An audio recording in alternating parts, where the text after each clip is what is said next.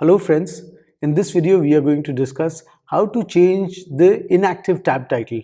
So what is an inactive tab title? Let me show you. So basically if I were in this website of mine, as you can see that my title right now is Grocery Greenberry Organics. If I go back and come here, the inactive tab title, whenever this tab is going inactive, nothing is changing.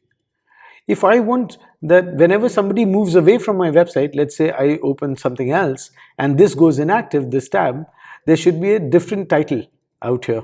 What we can do is we can directly put in that inactive tab title right here from user experience. So you need to go to settings, go to user experience, and out here, let's search for it, inactive tab title. And out here, I'll say missing you. Now what will happen is when I refresh this,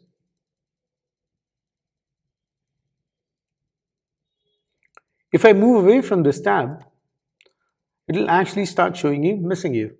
So this is a very small way in which you can attract the customer back into the system. Thank you.